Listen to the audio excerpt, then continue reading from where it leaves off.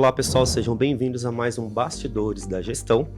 Existe um erro silencioso que compromete o resultado dentro de muitas empresas. Ele não aparece de forma direta no balanço, mas impacta a margem, produtividade e crescimento sustentável. É quando o RH é tratado como operacional, como custo. Empresas que enxergam desenvolvimento, cultura e liderança como despesa tendem a cortar justamente o que sustenta o desempenho no médio e no longo prazo. E aqui vai a provocação, né? Se as pessoas são o principal ativo estratégico de um negócio, por que ainda tratamos investimento e liderança como gasto? Hoje nós vamos falar sobre isso. Estamos recebendo aqui a Lilian Toledo. Ela é consultora de RH, professora, facilitadora de desenvolvimento humano, há mais de 20 anos de experiência, dedicando uma trajetória toda dedicada a transformar comportamentos em resultado, sempre com o olhar voltado para o que realmente move as pessoas. Lilian, seja bem-vinda ao podcast. Obrigada pelo convite, é muito bom estar aqui. É uma honra recebê-la, obrigado. Eu sei que a sua agenda é super concorrida, super disputada. Enfim, a gente conseguiu, né, uma brechinha ali e conseguir gravar, né? Hoje nós vamos falar de um bem maior da empresa, né, que é o RH. As empresas que trabalham com indústrias ou mercadorias de revenda, eles costumam falar que o estoque é o coração da empresa, né? Mas a gente pode até ser o coração da empresa, mas na verdade os ativos mais valiosos da empresa são os colaboradores, né? O RH. Quando a gente fala de RH, que é investimento, nós estamos falando exatamente de quê? Bom, então é um cenário complexo, né? A resposta não é simples. Mas assim, o RH como ativo, ou as pessoas como ativo, a gente só atinge esse resultado através do RH, né? Claro que a liderança vai ter que fazer isso acontecer, né? A alta liderança, a média liderança, mas através de ferramentas, de instrumentos, de práticas que o RH consiga fazer. Você falou, né, do RH realmente ser estratégico. E talvez esse seja um erro bastante comum ainda de alguns RHs, que é se colocar como esperando um convite para participar das mesas de negociação. Para negociar planejamento estratégico, para fazer parte do budget real da empresa. Você falou de custos, de benefícios financeiros. Como é que a gente constrói isso através do RH? E a frase, né, as pessoas são o maior ativo de uma empresa, eu vejo isso muito em placas nas empresas, mas não realmente no dia a dia. Justamente por causa dessa desconexão, né, do RH não estar nesse posicionamento estratégico, no board de decisão, e aí não participa das decisões, vai contratar sem participar das decisões, as pessoas vão estar ali, mas elas não vão estar sendo realmente o ativo mais lucrativo da empresa. É desafiador porque você trabalha com pessoas e as pessoas têm sentimento, as pessoas criam situações, as pessoas imaginam situações. Então, se você não tem uma linha de liderança, de motivação, clareza, transparência nas informações, é aquela história que a informação chega primeiro no corredor, né, na rádio peão, para depois chegar de fato numa reunião onde você vai ser comunicado as decisões, né? Então, é todo um trabalho de um time, né? Como que a gente mensura esse retorno sobre o investimento e liderança da cultura? E essa é a pergunta do século, né? Todo mundo quer saber do ROI, né? Como é que o RH faz isso? E não tem como o RH calcular qual é o retorno do investimento feito Ainda mais a curto prazo, né? se ele não participa das decisões, se ele não participa da definição do que é o objetivo estratégico, onde a gente quer chegar, como a gente vai chegar. Então, o RH que só recebe a demanda e executa, ele vai ter muita dificuldade de quantificar o retorno financeiro dos investimentos que o próprio RH tem. Mas uma coisa bem bacana que você trouxe também. Você falou assim, os líderes e as pessoas. E é assim que muitas empresas tratam mesmo, né? O líder e as pessoas. Como se líder também não tivesse essas mesmas dificuldades que Parece que você é uma máquina, né? Quando a gente colocou, fala de né? líder, parece que é uma máquina formada que As pessoas têm pensamentos, têm conflitos, têm sentimentos. Os líderes também. também. Mas, de alguma forma, por causa dessa desconexão, a gente acaba dizendo que ganha mais para isso. Que o líder está ocupando esse lugar porque ele aguenta, E isso também faz com que as pessoas passem a não ser o ativo mais valioso da empresa, porque essa liderança não vai estar preparada para lidar com essas pessoas, inclusive com ele mesmo. Então, fazer esse cálculo só é possível quando o RH participa das definições. Então, tá, quanto que vocês esperam ter de retorno financeiro com essa nova campanha de marketing? Parece tudo externo, né? A empresa, mas não é. Como é que a gente que está aqui dentro, como é que as pessoas que executam esse trabalho vão estar motivadas, preparadas tecnicamente, preparadas comportamentalmente para executar esse trabalho? Como é que a liderança vai conduzir essa equipe para atingir esses resultados? Então, se eu não estou no combinado, fica difícil me cobrar só da entrega, né? É muito curioso porque quando a gente fala de RH, eu vejo muito como o papel da contabilidade. Porque assim, todo mundo sabe que a contabilidade é importante. Mas quando a gente vai falar da contabilidade, analisar, não, é muita burocracia, mas é muito número, mas é... Tem N coisas, assim, as pessoas querem enxergar o trabalho já sendo executado, né, as coisas já funcionando, mas não quer a parte burocrática, né, aquela parte de sentar, de analisar. Dentro da empresa, por onde eu começo? Quero fazer esse trabalho de valorização do meu RH. Por onde eu começo? O que o gestor tem que identificar? Então, deixa eu só fazer um comparativo com a parte da contabilidade. Todo mundo sabe que contabilidade é importante. Quando a contabilidade não participa das decisões financeiras e econômicas da companhia, o que acontece? Erros Com financeiros certeza. visíveis. Quando o RH não participa dessas decisões, o que acontece? Erros, não atingimento de metas. Isso vai se transformar em custo financeiro justamente porque você vai ter retrabalho. Então, quando a gente olha para a contabilidade, traz o setor financeiro, traz o setor para discutir as metas, você consegue resultados melhores. Esse mesmo pensamento que a empresa tem que ter sobre o RH. Mas, de novo, o RH não pode ser o passivo que fica esperando o convite. Para ele ser estratégico, ele tem que agir de maneira estratégica.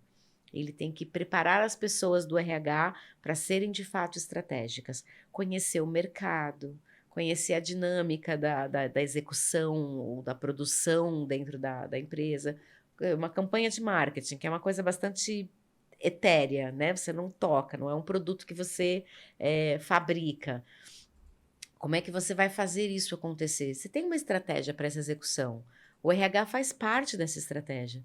Se ele não é chamado para ser... A gente tem que bater lá e falar, você está querendo aumentar em 34% o faturamento desse ano? Ótimo. Quem vai fazer isso? As pessoas, beleza. O que o RH tem a ver com isso? Então, se o RH não fizer as perguntas para incomodar e para ser entendido como estratégico, dificilmente ele vai ser.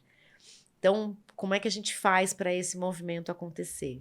Começando, batendo na porta mesmo, falando, eu quero participar das próximas reuniões, para que eu possa estabelecer estratégia de treinamento, de desenvolvimento, de contratação, de demissão, de construção de legado, de cultura, de clima, para que isso que vocês estão querendo, esse resultado financeiro que vocês estão querendo, realmente aconteça. Vai ter que levantar da cadeira e ir lá bater na porta.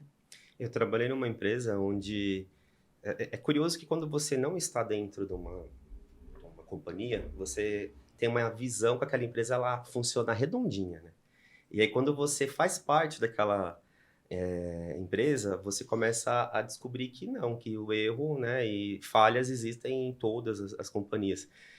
A empresa ela cresceu muito rápido e ela tinha o hábito de trazer pessoas do mercado, nomes muito fortes, mas que não conheciam a estratégia da empresa. Então, você trazia ou um gestor, né, um diretor ou um gerente mesmo para assumir uma área, e esse gerente ele vinha com a experiência dele, né, com a cultura que ele teve de outra empresa, mas quando ele chegava ali naquela empresa, era tudo novo.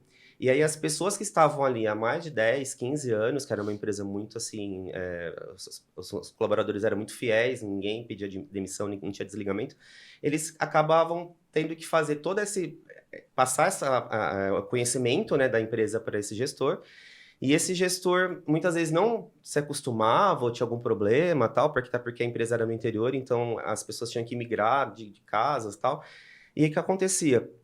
demissão desse gestor com 6, 7, 8 meses. Então, assim, aí eu ficava pensando, naquela época eu já fazia parte da contabilidade, né, a gente ficava pensando, o custo com o salário, né, porque realmente é altíssimo, uma rescisão, porque você também tem a moradia, muitas vezes para a pessoa poder se deslocar, né, não é só o salário, então tem uma ajuda de custo de moradia, de transporte, e aquela situação constrangedora na equipe, porque a pessoa chegou, não deu certo, aí você vai trazer um outro, você promove alguém que está ali, fica parecendo como se fosse um quebra-galho, já que não tem ninguém, vai você mesmo. Então, falta mesmo, realmente, aquilo que você falou, quando o RH começa a participar, né, dessas reuniões estratégicas da empresa, vamos abrir uma nova unidade? Vamos, tá. Qual é a estrutura que eu preciso? Né? Eu preciso de gestores, eu preciso de pessoas técnicas, mas elas têm você consegue segurar a emoção, né? Porque para você ser um líder, não basta você só ter conhecimento técnico, ou não basta só ter o conhecimento emocional, né? O controle emocional. Você precisa ter associar aos dois lados. É difícil você ter isso, né? É desafiador. Como que a gente consegue isso? Com treinamento, com dinâmicas, né? Com muito trabalho mesmo. É um tijolinho que você coloca dia a dia que você não vai colocar hoje e já vai ter o resultado amanhã. Como que qual a sua maior dificuldade quando você chega numa empresa? Que tipo de dificuldade você consegue identificar dos gestores ou do pessoal em si, quando você chega para dar esse treinamento, essa consultoria? Primeiro, para esse cenário que você trouxe, né? Por que às vezes a gente contrata um gestor de mercado, coloca todas as fichas nele e não dá certo? Por vários O salvador da motivos. pátria, né? É como se ele fosse o salvador de tudo. Tem vários motivos que podem fazer isso não dar certo, mas você trouxe na tua fala a palavra mágica para isso que é cultura, né? As pessoas minimizam muito a importância do fit cultural. Fit cultural é um termo que está na moda, né? Todo mundo hoje fala sobre fit cultural, mas se você não identifica como essa pessoa que vem de uma outra cultura, que vem de um outro lugar, vai se adaptar à cultura existente, se você não tem um plano dessa adaptação, um plano consciente, intencional, você vai ter muito choque. E pode até dar certo no longo prazo, mas vai ter um monte de machucadinhos, de arranhões no meio do caminho. Não precisa. Então, tem como a gente fazer um plano para que essa pessoa que vem de fora dê certo.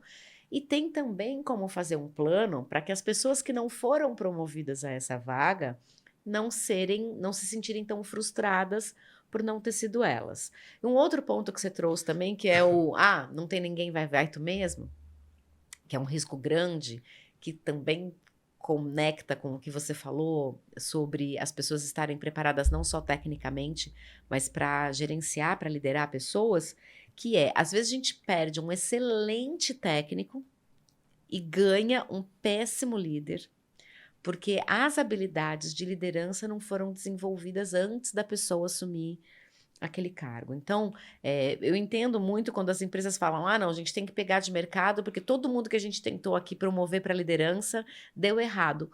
E vai continuar dando errado, tanto essas daqui quanto as de fora, se não tiver um plano. Então, o RH ele tem que ter planos intencionais, estratégicos, para fazer alguém que não está acostumado à minha cultura, a um plano de adaptação da minha equipe e não só da pessoa que está vindo, e eu tenho que ter um plano interno para lidar com essas emoções e com esses pensamentos que as pessoas vão ter, do tipo, eu podia ser essa pessoa, e às vezes a pessoa é promovida e nem queria ser promovida, e às vezes a pessoa que queria ser promovida não é, porque falta alguma coisa, que é a palavra também que você trouxe, que é sobre comunicação. Né? Essa comunicação sobre expectativas, requisitos, quando isso não está claro para a equipe ou para a empresa, de uma forma geral, isso frustra muito também. Então, não tem como fazer essa conta dar certo se o RH não tiver um planejamento estratégico e preparar pessoas para serem líderes, não para elas deixarem de ser pessoas, mas para elas serem pessoas que entendem pessoas. E aí a gente consegue uma liderança que faça a produção acontecer, a produtividade, o engajamento, as coisas fluírem de uma maneira muito mais leve e muito mais rentável também. Uma pessoa técnica, ela tem que ter algumas características já de líder, ou você consegue pegar uma pessoa 100% técnica e desenvolvê-la por uma liderança? Eu acredito que a liderança é desenvolvida.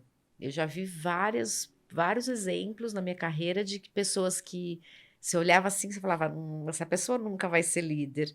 E bem desenvolvida, ela é uma excelente liderança, sim. E aí tem uma questão principal. Você já deve ter passado por isso. Sabe quando você vê alguém que você fala, caraca, se essa pessoa se dedicasse mais um pouquinho, ela estaria voando. Se esse desejo, se essa expectativa é só tua, dificilmente isso vai se sustentar por muito tempo. Então a pessoa tem que querer. Para a pessoa querer, aquilo tem que ser atraente. Para aquilo ser atraente, eu tenho que ter uma cultura. É toda uma conexão de elementos de RH que a gente faz para que essas coisas deem certo. Mas a pessoa não precisa ter nascido com o dom da liderança. Eu não acredito no dom da liderança. Eu acredito que pessoas tenham mais facilidades do que outras, até porque tem predisposição para aprender e para lidar com outras pessoas. Mas eu acho que toda e qualquer competência comportamental é treinável. E aí não falar só de treinamento, né? Porque o desenvolvimento da liderança é muito mais do que treinamento. Quer ver uma coisa? Hoje em dia todo mundo sabe o que é empatia, né? Uma palavra que ficou na moda durante muito tempo. Todo mundo sabe definir empatia. Como é que você aplica isso na liderança? Entendendo que uma pessoa chegou atrasada porque ela está com problemas pessoais, e aí você vai lá e fala, tadinho, tá com problemas pessoais, gente, deixa. Isso não é empatia. Isso é passar a mão na cabeça. Então, treinar uma pessoa ou trazer para ela conceitos não garante que a execução vai ser da mesma forma que você espera. Então, isso também tem que estar conectado. O desenvolvimento da liderança não é só treinamento.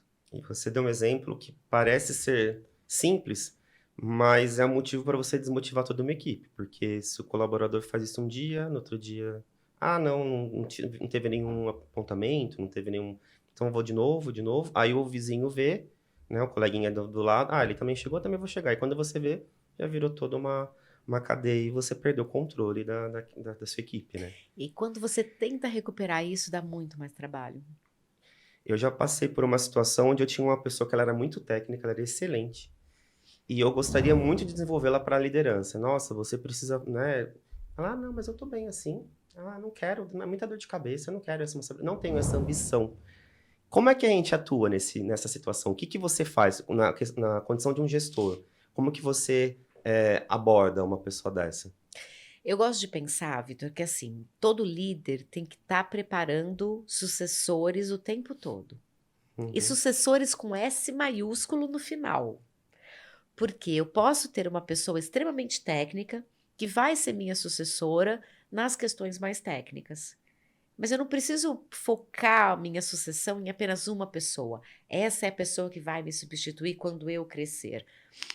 Porque a gente acaba limitando a competência. Tem pessoas que não vão. Eu brinco que assim: tem os quentes, os mornos e os frios. Quente é aquela pessoa que a ambição é visível. Eu quero ser líder, eu quero ser promovida, eu quero assumir uma gerência, eu quero assumir uma diretoria. São os quentes. Os mornos são aqueles que ficam espreitando. A hora que aparece uma oportunidade legal, a pessoa tá falando, para essa aqui eu quero me candidatar. E os frios são aqueles que às vezes não conseguem perceber na empresa lugares onde ele poderia ser feliz e maior.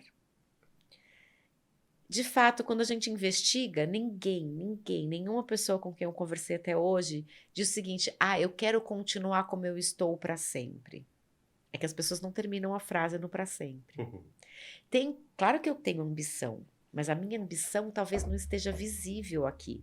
E aí eu não consigo me motivar para ter essa ambição que você está querendo que essa pessoa tenha. Porque o que você tem de ambição é diferente do dela. Às vezes a ambição dela é ser a referência técnica no mercado sobre aquilo que ela faz. Mas ela não vê essa oportunidade dentro da empresa. Então, quando você oferece uma posição maior para ela, ela recusa. Porque às vezes não é essa a ambição que ela tem, a mesma. Ou talvez ela nem está esperando por isso, né? Ela foi pega de supetão e a mudança incomoda, né? A pessoa, Sim, eu não eu quero vou sair da ter minha que. zona de conforto agora, sem pensar. Tá tão bom assim, deixa assim quietinho. Mas de verdade, quando você provoca um pouco mais, você percebe que a pessoa não quer ficar quietinha muito tempo. Ela tem outras ambições que às vezes não estejam na mesa de discussão naquele momento. E às vezes nem ela sabe também, Vitor. E aí a gente, como líder, pode ter estratégias para fazer essa ambição aparecer. E na sua opinião, qual que é o custo invisível de um turnover alto? Ó, fiz um estudo recente, li alguns estudos, participei de alguns estudos recentes falando sobre turnover. Em média, uma pessoa demitida, ela custa de 3 a 5 vezes, financeiramente falando, né, em dinheiros, de 3 a 5 vezes o salário dela. Então, para facilitar a minha conta, porque eu não sou contábil, é uma pessoa que ganha R$ 1.000. Esta demissão custa pelo menos R$ 5.000 para a empresa. Ah, Lilian, mas o imposto não é isso tudo. Mas a gente não pode olhar só para o imposto, só para a parte contábil. Eu tenho a curva de aprendizado da próxima pessoa que vai entrar para estar no nível dessa pessoa que saiu. Eu tenho todo o investimento em cultura, em clima, em desenvolvimento que a gente fez Alguém nessa para estar pessoa. ensinando, né? Passando esse conhecimento. Quando, dependendo da pessoa que sai, o custo emocional da equipe que fica é brutal. E ele vai se refletir em rentabilidade lá na frente. Porque se a pessoa que sai era uma pessoa querida, que engajava as pessoas, e sai, as pessoas vão trabalhar menos, vão ter menos resultados, vão cometer mais erros, porque isso impacta no clima, impacta na cultura, e depende de como esse processo foi conduzido. Eu aumentaria esse de 3 a 5 vezes para pelo menos 10 vezes o valor do salário que a pessoa ocupava. Vamos imaginar que a gente trabalhe juntos. E a gente se dá muito bem trabalhando juntos. E aí, de repente, você sai. Ganhou na loteria, vai morar em Paris. Amém. Né? Passa aí os anjos dizendo amém. E aí, eu e a minha equipe, que a gente lidava com você e tinha confiança na tua palavra e gostava da forma como você conduziu a equipe, você sai e entra uma pessoa que com certeza vai ser completamente diferente de você. Bom ou ruim não vem ao caso. Mas diferente. Diferente. Tem toda uma adaptação interna que às vezes a empresa, o RH, não se prepara, e aí esse custo do turnover é muito maior do que o processo demissional de uma pessoa, independente do cargo que ela ocupe. O custo é emocional, é financeiro, é econômico, é de cultura e às vezes é de imagem. Porque, como você disse, primeiro rola na Rádio Peão Sim. e depois rola nos canais oficiais. Então, tudo aquilo que é dito sobre essa demissão, sobre essa proporção de turnover, impacta na imagem da empresa no mercado. Isso é dinheiro. E retenção desses talentos na empresa é uma economia ou uma geração de valor? É gozado porque, assim, quando você vai para algumas áreas, varejo, por exemplo, tem isso muito claro quando a gente fala de cliente. É uma frase que eu ouço com recorrência. É muito mais barato manter um cliente do que conquistar um novo. Acho que Sim. todo mundo já ouviu essa frase em algum momento. Para funcionário é a mesma lógica, porque você já teve ali a curva de aprendizagem. Então, manter um talento na empresa é muito mais barato do que fazer esse processo de troca, de substituição o tempo todo. Quanto é mais barato? Aí depende bastante de outras variáveis financeiras. Mas quanto mais tempo uma equipe trabalha junta, melhor fica a qualidade do trabalho dela. Então, existem estratégias para fazer essas pessoas se manterem engajadas, motivadas, a fim de trabalhar e dispostas. 100% do tempo? Não. Impossível, essa conta não existe. Mas eu tenho como, ao ouvir as pessoas, ao entender quais são os desafios que elas têm e que às vezes não estão visíveis na empresa, em ouvir e ter espaço para que as pessoas digam as ambições dela, independente da empresa, a gente consegue aí sim, como empresa, criar estratégias para que essas pessoas se sintam valorizadas, reconhecidas e em desenvolvimento. Tem uma pesquisa recente que fala que a maioria dos jovens hoje optam por estar e se manter numa empresa que dá oportunidade de desenvolvimento, e aí não é só o crescimento hierárquico na carreira, mas é também sobre o desenvolvimento intelectual. Então, as empresas que oportunizam esse desenvolvimento têm muito mais chance de ter a manutenção dos talentos. Eu não gosto muito do termo retenção. Parece que você tem que prender a Aprender a pessoa na pessoa, né? cadeira. Mas a manutenção da pessoa envolve a manutenção e o engajamento da liderança, inclusive. Por isso, para mim está ficando muito claro esse planejamento que o RH precisa fazer, porque quando você precisa contratar uma equipe, sei lá, 300 pessoas, ou 20 pessoas, ou 10 pessoas que seja, eu falo que a dificuldade é mesmo quando você precisa fazer uma captação no mercado de um capital de giro. Se eu tenho 3 meses para procurar, né, um melhor banco para me oferecer uma taxa bacana, né, para pegar, sei lá, 500 mil, eu vou cotar, vou ver as taxas, as melhores opções. Se eu não tenho esse tempo, eu vou acabar pegando, de repente, a que passar pela minha necessidade, mas não é a melhor que eu gostaria. Então, quando você fala de um dia para a noite, eu preciso de 10 pessoas no departamento, e você tem o prazo de 2, 3 dias, ou até menos que isso, fica uma coisa muito, assim, difícil, porque por mais que a gente sabe que o desemprego ainda é algo desafiador no país, está em alto, mas a qualidade da mão de obra está cada vez mais difícil. E a gente não consegue ter tempo hábil para uma boa entrevista, para fazer essas análises não só técnicas, mas também emocionais. Se a pessoa ela é dedicada àquele cargo que a empresa está colocando. Então, isso acaba sendo um grande problema, né? É um dificultador. Mas hoje em dia, por exemplo, a gente tem a IA para nos ajudar a fazer várias partes desse processo e que a gente consiga se dedicar a análises mais profundas e reais, principalmente do fit cultural. Mas, por exemplo, vamos para o mercado pedir investimento. Se eu não planejei quanto eu preciso e para que eu vou usar aquele dinheiro, dificilmente alguém vai investir em mim, certo? Para procurar uma pessoa no mercado é a mesma coisa. Se eu não defino de maneira clara, objetiva, o que eu preciso que essa pessoa tenha, e essa é uma grande dificuldade que muitas empresas têm, eu vou trazer pessoas e que não vão dar certo. O que eu estou querendo dizer? Que às vezes a gente planeja muito quando a coisa é material, quando a coisa é financeira. Mas quando a coisa é humana, a gente arrisca, a gente tenta sorte, a gente aposta e a gente não vai ter resultado tão bom quanto a gente poderia ter se tivesse feito um bom planejamento. Então, quando um líder vira para o RH e fala, olha, eu preciso de 10 vendedores para amanhã, o RH não pode virar e começar a procurar 10 vendedores. O RH tem que fazer perguntas. Qual é o perfil que você está buscando para esses 10 vendedores? Qual vai ser o core, né, business desses vendedores? Que habilidades comportamentais você imagina que vão te trazer mais resultado? Porque se a gente for para o mercado contratar 10 vendedores, qual é o risco que a gente corre? De trazer 10 pessoas que sejam extremamente extrovertidas, porque vendedor tem que ser falante, feliz, né? Tem que ter aquela malandragem na fala, e que pode não ser exatamente o que eu preciso para o negócio funcionar. Então, quando eu recebo, enquanto RH, recebo uma demanda de recrutamento, eu preciso fazer pelo menos 5 perguntas.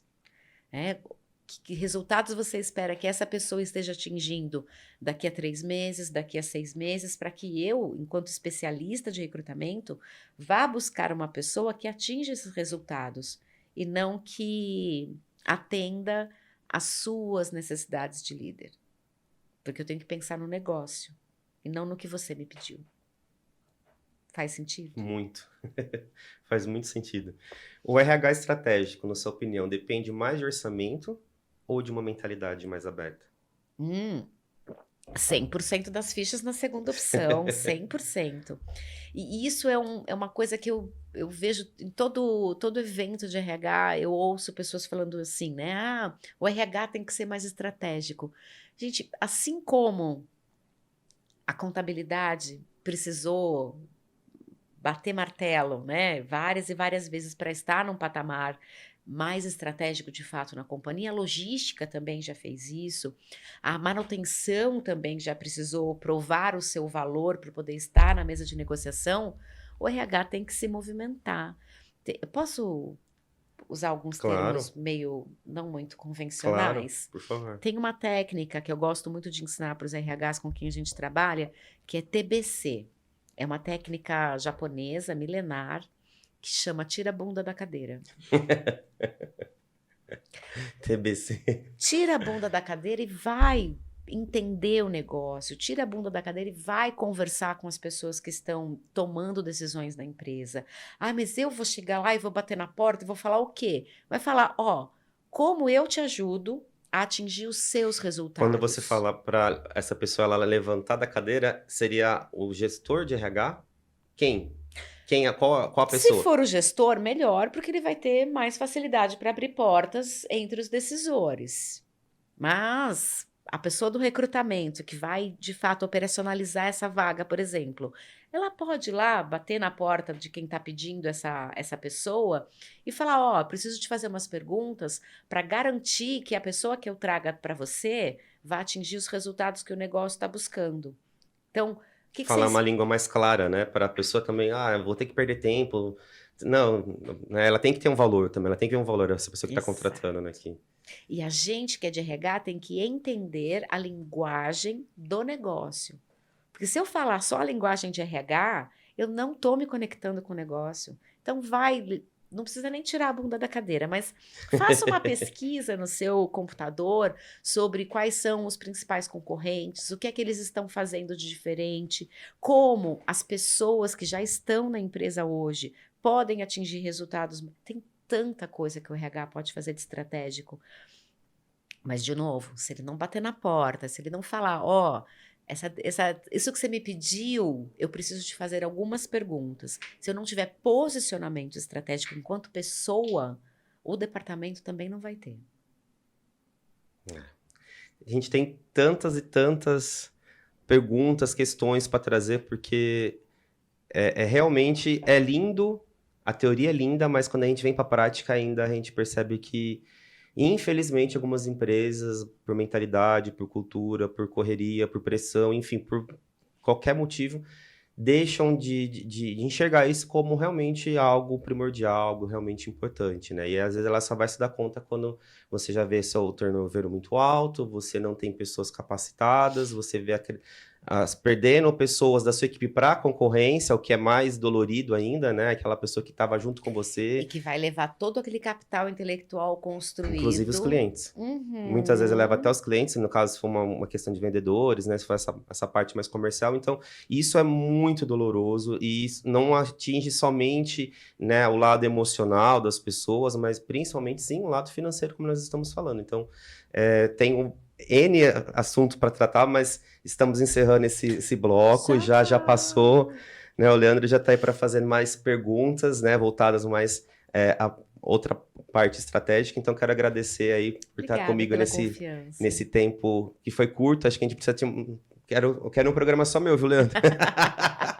Eu quero trazer muitas coisas. A Lilian, ela tem uma capacidade, assim, de desenvolver pessoas, né? Eu acho muito incrível. Principalmente as dinâmicas que você faz. Eu acho que a palavra dinâmica, para mim, realmente é uma palavra mágica, porque você consegue trazer brilho e solução naquela coisa que é chata, né? Às vezes é um tema chato, é um assunto chato, desculpa da palavra, mas é real. Às vezes é uma coisa que não é tão legal. E quando você traz a dinâmica e você aplica isso de uma forma diferente, né? E sabendo que você faz a dinâmica personalizada para o problema da pessoa, da equipe, do departamento, cara, é fantástico. Realmente você é genial, viu? Parabéns pelo seu trabalho. Eu gosto muito de fazer isso. O ser humano, ele não aprende porque você quer que ele aprenda. Principalmente o adulto. Ninguém ensina um adulto. O adulto aprende quando ele quiser. Então, se você não instigar, não provocar e não ser leve, você pode falar 15 vezes a mesma coisa que ainda assim ele não vai aprender. E o desenvolvimento humano passa pela diversão. Então, desenvolver jogos, dinâmicas, estratégias, conversas de feedback. Eu amo fazer isso, amo de paixão. E a Human Bridge é o espaço onde a gente consegue fazer isso de uma maneira estruturada, fundamentada e funcional. Parabéns mais uma vez pelo trabalho, isso aí da Marta. A gente vai deixar os contatos, né, da Lilian aqui, depois, posteriormente, no próximo episódio também com a Marta, para vocês entrarem em contato. Estou encerrando minha participação nesse bloco, mas tem um próximo bloco ainda com a Lilian, que o Leandro vai conduzir. Até mais, pessoal! Tchau, obrigada, até já. Iniciamos agora o segundo bloco com a Lilian Toledo. Agora falaremos falamos um pouquinho sobre os bastidores da gestão mesmo, né? A gente falou um pouquinho dos bastidores sobre agora que passou o carnaval, começa, né, o fight, né? Começa o ano aí para os gestores, todo mundo preparado e já com foco em metas. O que eu gostaria de falar contigo é justamente o que ninguém aconselha o gestor diretamente. A gente sabe que muitas coisas que as pessoas passam nas empresas ficam veladas, né? A pessoa tem medo de ser demitido ou medo de expor alguma fraqueza. Antes de começar nos pontos que eu elenquei aqui, eu queria que você trouxesse qual que, segundo a sua visão, é o ponto principal que o gestor ele tem que olhar com carinho para esse ano. 2026 vai ter alguns desafios para os gestores esse ano, né? Algumas tendências, nem todas muito positivas, mas uma das tendências, por exemplo, é o híbrido versus o home office, né? O trabalho em casa está diminuindo drasticamente no mercado todo e o gestor vai ter que lidar com essa insatisfação das pessoas que estavam acostumadas a fazer mais home office e vão agora para o híbrido ou para o presencial em 100%. A tendência é voltar todo mundo para os escritórios mesmo. E essa é uma insatisfação que o gestor talvez não esteja preparado para lidar, mas que ele vai ter que estar atento. E uma outra questão é sobre essa nova geração que está entrando no mercado de trabalho agora, que é a geração alfa, que esse ano está fazendo 14, 15 anos, estão entrando como jovem aprendiz em muitos lugares, que já vem com um drive também diferente. Isso é legal que o gestor fique atento, porque é um modelo de pensamento diferente do que ele está acostumado. Então vamos partir desse ponto agora, falando geração Z versus geração alfa. Eu tenho uma palestra que eu falo sobre a geração Z e o mercado de trabalho, que eu já fiz em algumas escolas, justamente para conscientizar o aluno que está indo para o mercado de trabalho. E, nossa, tive tantos insights e informações ali que eu não fazia a menor ideia, como gestor já há bastante tempo, de como que eles enxergam as empresas e os gestores, né? Muitos enxergam o gestor como um segundo pai e a empresa como uma segunda casa, e na verdade não é. E então, para a geração Z, muito se fala, a gente vê muitos recortes na internet, muitas pessoas falando, porém a geração alfa é muito nova, né? Como que você faz esse contraponto, por exemplo, para quem está recebendo ainda a geração Z ali, ou no programa de trainee, de estágio, que a gente sabe que ainda tem, dependendo, né, de quando que a pessoa está se formando, e essa geração alfa que vai entrar como jovem aprendiz agora. Como que você enxerga isso para o gestor recebendo essas pessoas? Cara, é um desafio gigante. E vai depender também da idade desse gestor, né? De qual geração ele é. Eu não gosto muito de etiqueta, né? Então, todo mundo da geração X é igual, todo mundo não é. Tem muitas diferenças, mas vem com um peso cultural, né? Um momento da sociedade também bastante diferente. O que o gestor pode fazer sem etiquetas, né? Conversar, se aproximar, entender como a pessoa enxerga o trabalho, como a pessoa enxerga a hierarquia, como ela enxerga a pressão, como ela enxerga prazos, porque isso vai mudar. E o que faz grande diferença, principalmente para essas duas gerações, né, que são as mais jovens, é a questão da pressão. Então, o microgerenciamento com eles não vai funcionar muito bem, então o gestor precisa de outras ferramentas para conseguir fazer o controle que ele precisa e o direcionamento que ele precisa, sem que as pessoas se sintam microgerenciadas de fato. Como se estivessem sendo policiadas ali. Isso, porque é assim que eles vão se sentir, né? Eles vão se sentir o tempo todo ali com alguém de olho, o que eles estão fazendo, como eles estão respirando. E aí o gestor precisa desenvolver outras habilidades, né? Em especial as de comunicação, mas as de inteligência emocional também, porque os confrontos e os conflitos vão existir. E qual a principal diferença que você vê hoje entre a geração Z e a alfa, assim, de forma prática, trabalhando? Prazo.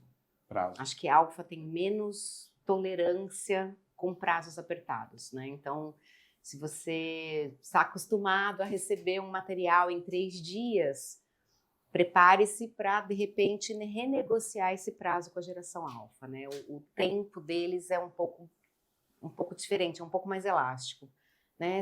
E isso também fala um pouco da cultura que formou os nossos gestores atuais, né? Então, tem gente que pede, eu quero esse relatório até às 6 da tarde de hoje. Por quê? Você vai à noite jantar e ler o meu relatório? Qual é o sentido de você me pedir um relatório às 6 da tarde? Não tem nenhum sentido. Então, eu posso te entregar amanhã. é um pouco desse pensamento que vem já meio que instalado na geração alfa, um questionamento com relação a prazo.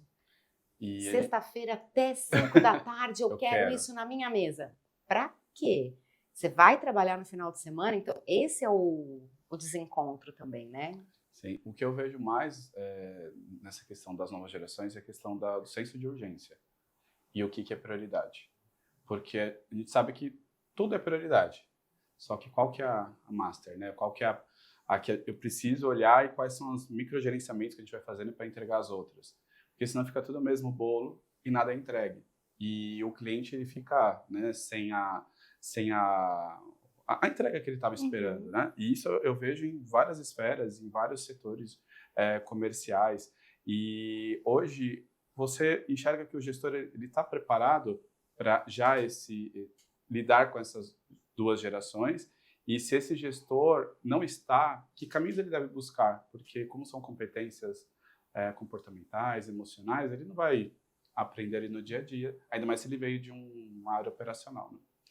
Então, aí é a questão, você falou da questão do senso de urgência, né? Boa parte dos gestores que hoje estão no mercado foram criados gestores num cenário onde a gente fazia planejamento estratégico para 15, 10 anos, 20 anos. Então, as empresas tinham um planejamento estratégico de longo prazo.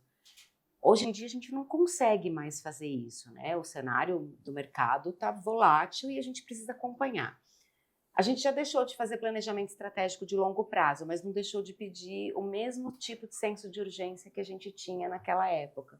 Então, essa readequação de todo o cenário dos gestores e das empresas vai precisar ser revisto, né? A questão do senso de urgência, eu acho que ela é tão importante para essas gerações entenderem que tem coisas que vão precisar ser de curto prazo, que a entrega tem que ser rápida, e a flexibilidade do gestor é talvez trabalhar muito mais por desafios do que por entregas.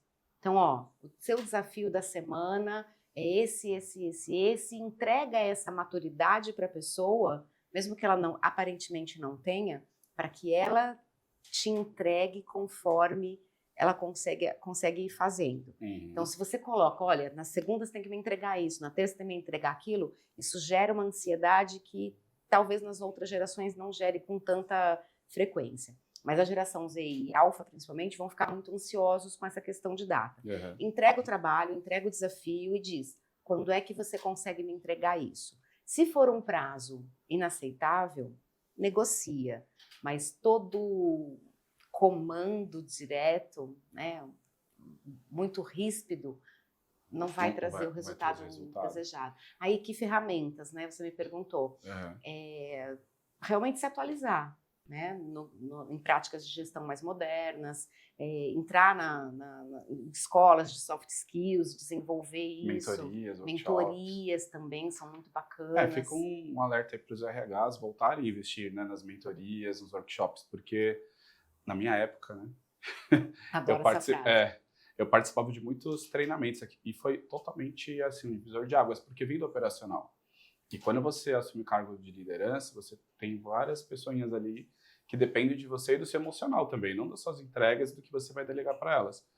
E se não fossem esses workshops, essas mentorias individuais e em grupo, não seria possível ter a cabeça que tem hoje e se adaptar a mudanças, porque a gente aprende que todo dia um novo desafio e o que você sabe hoje, amanhã já não é, enfim, você tem que estar no eterno aprendizado. E eu vejo que tem muita gente que ainda não está preparada para isso, porque ela foi promovida do operacional, tem lá aquele monte de gente para gerenciar e começa o boicote, né, da própria área, do próprio gestor. Aí a gente sabe tudo que envolve dentro desse enredo. E eu dou um exemplo meu na pandemia. Eu estava gerenciando uma equipe, né, todo mundo ficou dentro de casa, essa equipe era nova, e eu me vi ali numa situação complicada de pessoas mais novas, com dificuldade de estar em casa, o emocional, fazer o papel do psicólogo, né, muitas vezes. E você se vê ali, como que eu vou fazer as pessoas entregarem sem surtar? Aí eu, por iniciativa própria, fui buscar um curso de Scrum Master. Nada a ver, que era de TI, mas que me ajudou tanto a criar microtarefas para ficar com um peso um pouquinho menor, né? Então, Você tem um projeto master, mas você vai entregando aquelas microtarefas que no final aquilo vai ser entregue no prazo que foi estipulado, e cada um faz um pouquinho e a coisa se desenvolve. E realmente a questão da ansiedade ela diminui e as coisas são entregues. Só que pós-pandemia nós vimos que muitas pessoas assumiram várias funções, então não tem tempo de entregar tudo o que deveria. Então, as empresas viram que teve oportunidade de enxugar quadro de funcionários e vou, né, delegar bastante coisa. Só que chegou agora no momento que as pessoas não estão conseguindo mais entregar. A gente tem a questão da NR1, né, as empresas vão ter que cuidar da saúde mental dos colaboradores. E também tem a questão, né, das metas. Como que você enxerga hoje, agora falando para o gestor que está nessa situação? Eu tenho as metas para entregar, mas eu também tenho que me desenvolver. Que horas e como que eu faço, né, as entregas serem E como eu feitas? desenvolvo meu time, né? E como eu faço as coisas todas acontecerem. É muita coisa. A liderança malabares nunca foi tão real, né? Então, fácil não é e não tem fórmula pronta. Vai depender muito do cenário da tua empresa, de como, quais são as ferramentas que o próprio RH tem para te munir, para que você, gestor, consiga fazer o teu trabalho. Redistribuição de tarefas é negociação. Então, muitas vezes, o gestor também não percebe que ele tem espaço para negociar com a alta liderança da empresa, né?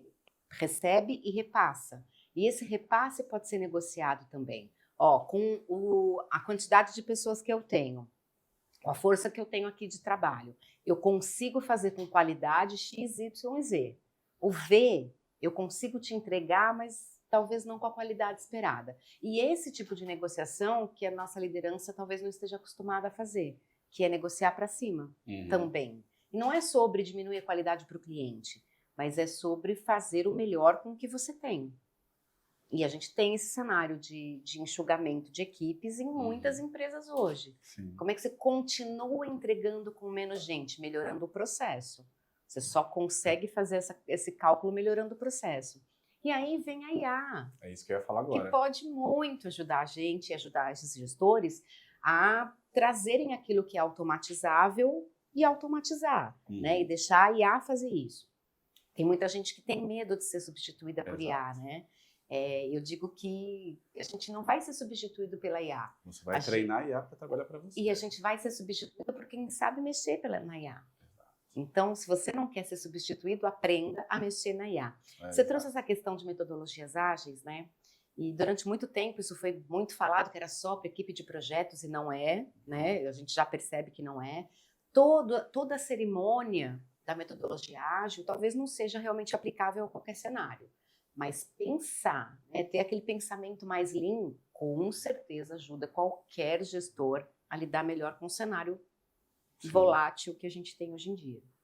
E hoje você, como profissional de RH, o que você enxerga falando sobre RH, visão gestora? Os gestores têm muito medo de errar, né, para não ser demitidos, né, não ser impactado no seu bônus, enfim, né, a sua equipe no turnover, porque diretamente vai estar associado no gestor que não está fazendo um bom trabalho.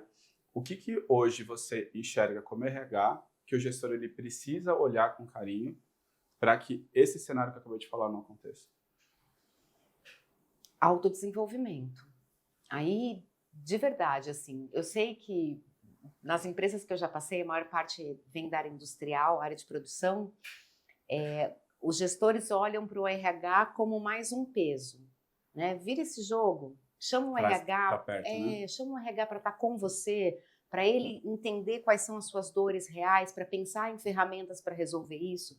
Então, talvez uma coisa simples, né, mas que vai resolver grandes problemas, é você trazer o RH para a mesa de discussão, né, para as decisões também.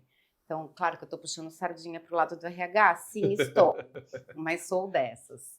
Mas se o RH, às vezes, não consegue ter essa aproximação, que o gestor inverta o jogo e passe a usar o RH com todos os recursos que o RH pode trazer para ele. Você falou de mentoria, de workshop, de treinamento, existem tantas opções Team hoje. building que eu não vejo mais acontecendo. Pois é. E aquilo era tão enriquecedor.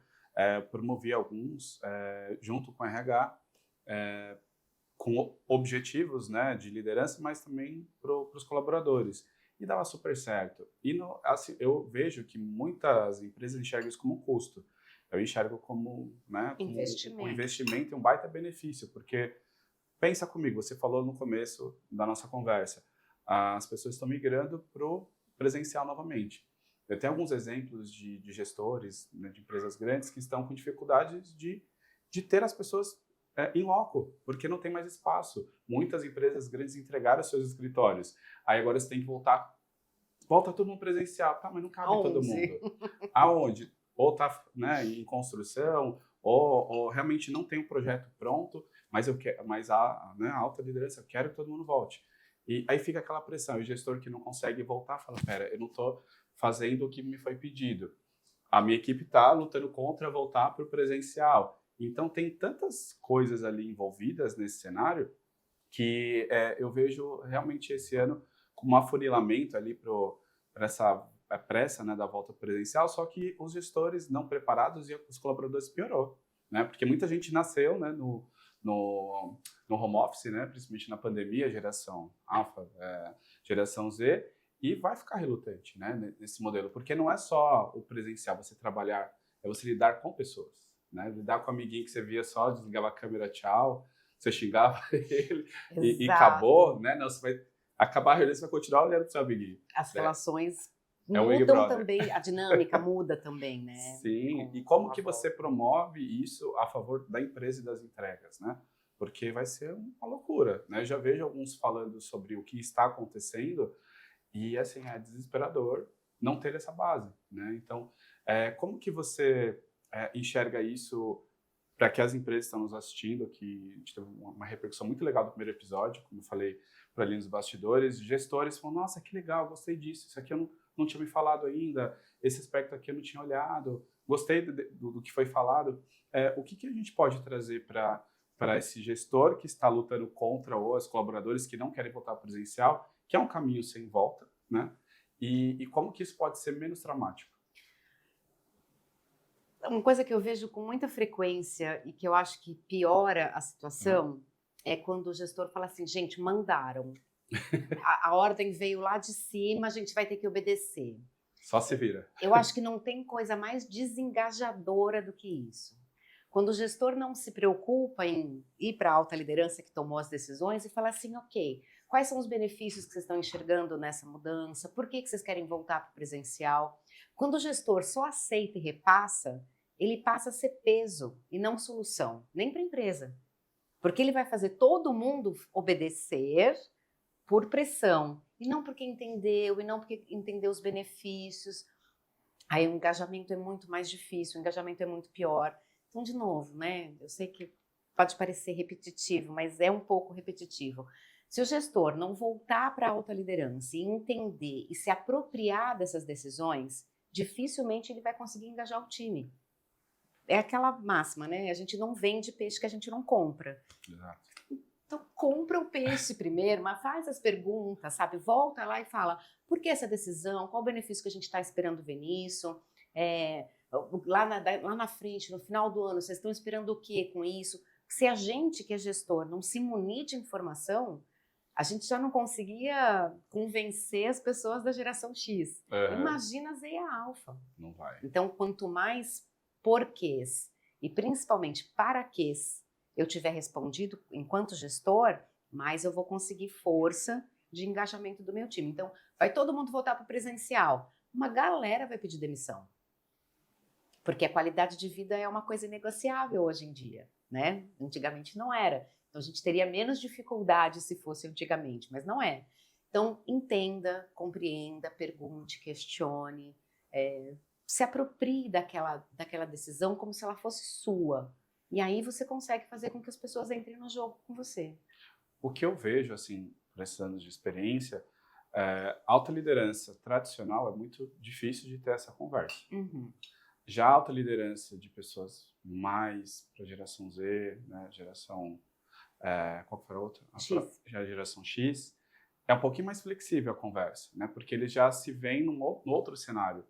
O tradicional mais conservador, eu acredito que a conversa seja um pouquinho mais difícil. Então, a alta liderança que esteja nos vendo, como que ele consegue enxergar esse benefício e ele vestir a camisa também, né? Porque o que eu já tenho um gestor específico que ele está nesse dilema. Se eu forçar muito, eu vou ser demitido. Porque eu estou lutando contra um sistema, né? Contra é top-down, né? Foi decisão. Ou eu acato e faço meu time ali tomar um Rivotril e seguir e não questionar. Ou se eu insistir muito, quem vai sair sou eu.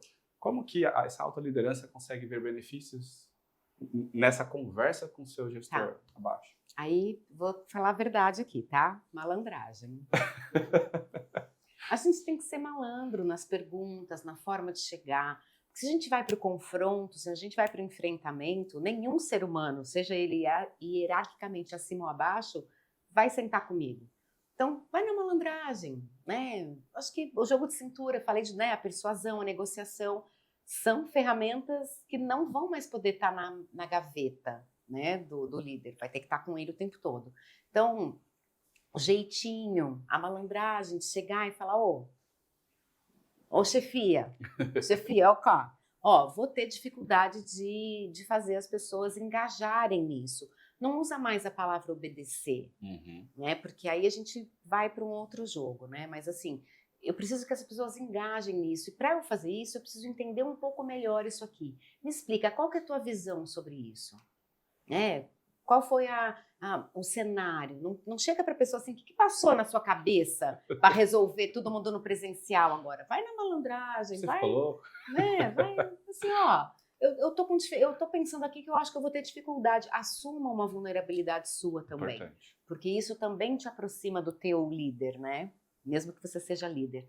Então, ó, eu tô achando que eu vou ter dificuldade aqui com algumas pessoas para conseguir engajá-las nesse processo. Os prós e os contras, né? A gente pode perder tais pessoas, o impacto, né, nas entregas frontais. Eu acho que é um pouco da malandragem que está faltando para essa Que aí a gente liderança. volta para os líderes que foram operacionais, que não tem esse jogo de cintura, eles vão ter que adquirir. E, gente, é conhecimento, é estudo. Hoje a gente tem várias ferramentas, tem muita informação acessível na internet, mas o que eu sempre falo, né, agora falando como professor, muita informação, na verdade, é desinformação, porque você não sabe se aquilo é fidedigno, você acaba tendo fragmentos e você não consegue consolidar de uma forma mais concreta, né, diferente dos livros ou do modelo um pouquinho anterior ali de cultura mesmo, né? Então, buscar escolas, né, profissionais qualificados, depois a Lídia fala um pouquinho do trabalho dela também, que vão te ajudar, né, nesse caminho das pedras, né? Porque não precisa ser traumático, né? A gente tem como deixar de uma forma mais leve e que você tenha sucesso na sua carreira. Eu já vi também vários gestores desistindo das carreiras por medo. Eu não sirvo mais para isso. Ou a primeira resistência já... Tem uma diretora que ela abriu uma escola de dança. Ela é diretora de uma multinacional gigante, 25 anos, se eu não me engano, de carreira. Ela falou, não quero mais isso, abriu uma escola de dança. Então, ok, pode ser o seu objetivo de vida, né? Você já chegou no patamar, tem dinheiro guardado, você vai fazer o que você gosta. Mas se você fizer essa mudança drástica de carreira por não aguentar a pressão, sabe que tem recursos, né? Você pode, né, ter meios ali profissionais que vão te ajudar, você não está sozinho nessa. E eu queria fazer uma pergunta agora, bem capciosa assim, mas ela é importante. Hoje, o que o RH ele não tolera mais numa liderança? O que você enxerga? Olha, de verdade, tá? O RH ainda tolera muita coisa. O RH ainda não se posicionou como estratégico. Então, quando o RH não é chamado para a mesa de decisão, ele também não vai lá e falar, ó, eu preciso estar aí nessa decisão com vocês. Então, eu acho que o RH ainda tolera muita coisa. O que o RH não deveria mais tolerar é não participar das decisões estratégicas da companhia. Principalmente por causa dessas novas gerações, né? A Z e a Alfa, que vão demandar muito de competência comportamental de toda a cadeia hierárquica, né? E não só da liderança imediata ali dos assistentes, dos executores. Então, o RH não deveria mais permitir não fazer parte das discussões, das decisões. Principalmente por causa desse aspecto comportamental que a gente vai precisar, que os líderes vão precisar ter. Mas sabe uma coisa que eu percebo? A maior resistência dos líderes e dos RHs e da alta liderança são de pessoas que não se desenvolveram tecnicamente ou comportamentalmente ao longo da carreira. Eu conheço pessoas, líderes hoje, que estão sofrendo pra caramba, porque o último curso que fez foi em 1997, quando fez a pós-graduação. Comunicação oratória lá. Gente, o mundo mudou Exato. muito. E é sobre dinâmicas interpessoais. Então, daqui para frente, os desafios vão ser de dinâmicas interpessoais. Se a liderança não percebeu que ela está querendo fazer como sempre fez, porque sempre deu certo, mas que agora isso não vai mais funcionar, esses líderes vão continuar obsoletos. Eu vejo muitos líderes hoje tentando deixar uma skin legal nas redes sociais, no LinkedIn, aquele mundo perfeito. Você vê que aquilo não é real, né? E você vê que a pessoa está ali se autopromovendo para uma possível outra vaga, só para recolocação. Mas isso pode acontecer ou não. O mesmo tempo que você está investindo na sua imagem, investir na sua qualificação. Porque eu acredito que o discurso ele tem que andar alinhado, né, com a entrega. Porque senão o negócio não funciona. Né? Aí, falando um pouquinho sobre pesquisa de clima, a gente já sabe como que isso... Aonde que vem, né, depois todas essas informações. Então, se um líder, um gestor está fazendo um bom trabalho, obviamente, numa avaliação 360, aquilo vai ser exposto ou não, né, que tem a polêmica, né, se a pesquisa de clima realmente é anônimo ou não, enfim, né, a gente sabe que sempre vai ficar esse burburinho ali de, será que, né, se eu expor a realidade, vou ser penalizado, vai acontecer alguma coisa? Então, assim, eu acho que é um assunto muito sensível, né, para tratar, mas ele precisa ser falado, né, principalmente entre líderes. Eu trabalhei numa multinacional que participava no comitê, todas as áreas, uma representante de cada área, e o RH que liderava. E fazia total diferença, porque o RH já identificava ali, todo mundo está com problema ali de autogestão e, né, problemas emocionais. O RH já implementou psicólogo uma vez por semana para a empresa toda, programas de qualidade de vida. Então, ele foi identificando coisas que faziam sentido ali globalmente, mas que iam tornando, né, a equipe, né, a empresa como um todo, que era muito grande, estabilizada, diminuiu o turnover, aumentou o engajamento, as pessoas começaram a falar proativamente da empresa, os líderes começaram realmente a fazer as entregas, mas foi um trabalho do RH. Partiu do RH. Viu? O RH tem que estar na mesa de decisão. Porque o RH que é senão, especialista nisso. Por exemplo, eu como gestor de marketing, eu estudo psicologia, estudo, né, comportamento, só que eu não estudei RH, não sou o profissional que está ali, né, lidando com pessoas, vocês que contratam, né, vocês estão na linha de frente. Então tem que casar quem vocês estão trazendo para o time versus o que eu estou te dando de feedback que está positivo ou não. Então acho que essa proximidade com o RH é super importante. Eu vejo muitos líderes achando, já conversando comigo no passado, que se for falar com o RH, você está sendo exposto e o RH vai falar para o gestor assim, olha, esse cara está despreparado aqui, então melhor tirar. E já aconteceu, infelizmente já aconteceu. Então, assim, é uma seara muito complicada, né, que a gente lida, mas se não for realmente tratado com carinho, quem vai ser impactado, no final das contas, são as empresas. Então, não adianta fechar os olhos mais, né?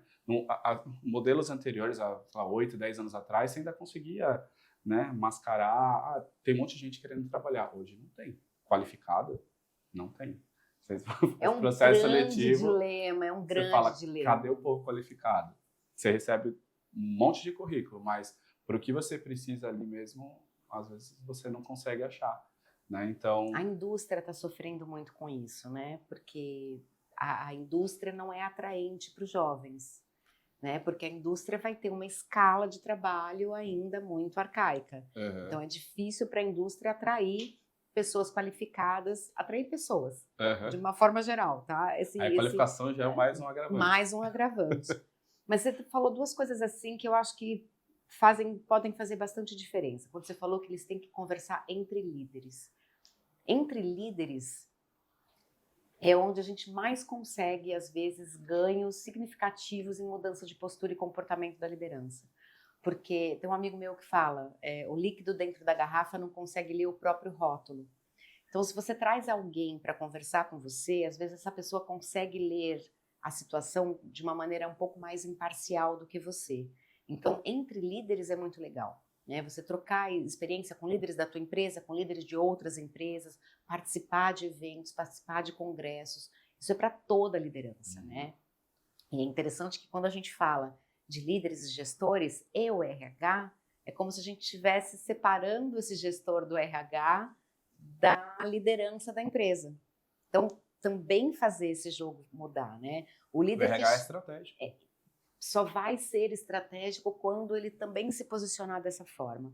Mas, por exemplo, o líder que vira para o RH e fala assim, estou precisando de um treinamento aqui de saúde mental para minha equipe, porque eles não aguentam pressão. E se o RH obedece exatamente o que o líder pediu, ele vai ensinar as pessoas a serem mais conformadas, mais resilientes e menos briguentas. Beleza? Vai domar as feras. Morno. Você vai ter um time morno, um time que não te traz inovação, um time que não te traz ideia. Imagina isso que numa não área te- comercial. Mata. Mata a empresa às vezes, né? Então, o RH tem que ser menos obediente e mais isso vale para toda a liderança, né?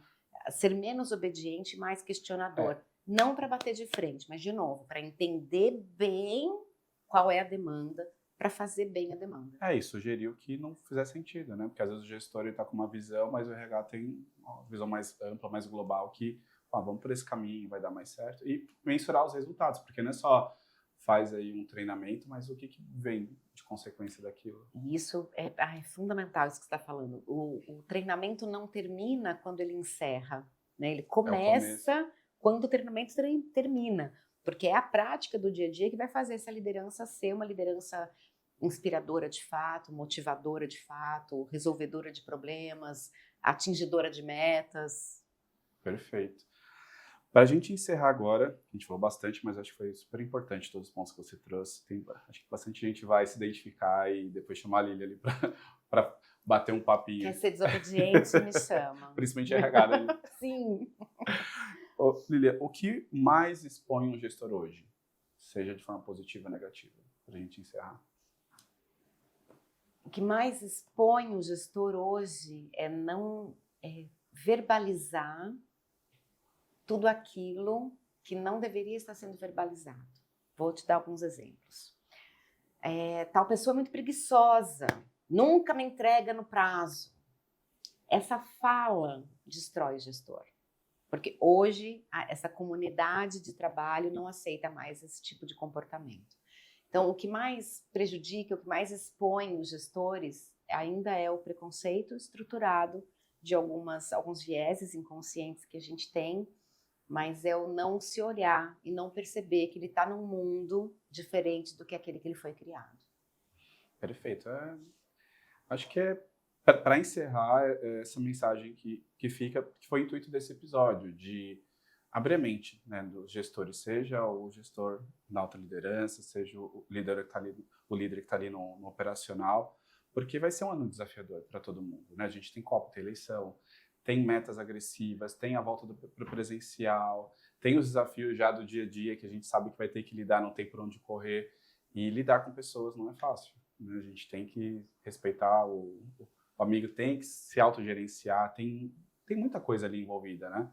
Então, muito obrigado, Lília, Eu adorei. pela conversa de hoje. Espero que vocês se inspirem e consigam iniciar uma conversa a partir daqui, né? Entre os líderes, entre vocês e os seus liderados, a alta liderança, ter uma consciência um pouquinho mais ampla do que está acontecendo com as suas equipes, porque muitas vezes não tem um distanciamento gigante, né? Só ver o dashboard ali do que está sendo entregue, mas o que está rolando ali no dia a dia, às vezes o gestor não faz a menor ideia, ainda mais se é uma multinacional, o gestor está em outro país, fuso horário, a gente sabe que tem muita coisa ali dentro desse enredo. E se as pessoas que estão nos assistindo hoje quiserem conhecer um pouquinho mais do seu trabalho, continuar essa troca de ideia, por onde que elas te procuram? Pode procurar a gente no Instagram, como Human Bridge Consultoria. Pode procurar a gente no LinkedIn também, como Human Bridge. Eu, como Lilian Toledo, minha sócia, como Marta Gutiardi. E vocês encontram a gente aqui. A gente vai deixar também no final aqui os nossos arrobas para vocês seguirem a gente. E também o podcast da Human Bridge, que é Tá maravilhoso. maravilhoso, feito por uma empresa incrível também, que está ficando muito bom. Obrigada. Imagina, parabéns aí Adorei. pelo projeto. Eu assisto os programas de vocês e inspira muito trazê-las para essa conversa pela bagagem, pela forma simples e direta que vocês falam, sem rodeios, sabe? Acho que isso é importante. Tem muitos profissionais que tentam fazer muita firula, né? Enfeitar muito. Só que a pessoa que está assistindo não se identifica, né? Aquilo não se aproxima. E o intuito dessa série é aproximar, né? As pessoas se verem na situação e falar, eu estou passando por isso. Tem solução, tem quem possa me apoiar, que esse é o principal, é um network, uma rede de apoio que a gente pretende montar para um dar suporte para o outro mesmo. Legal. Obrigada. Conta comigo. Muito obrigado, espero que vocês tenham gostado e nos vemos no próximo episódio. Tchau, Tchau. obrigada.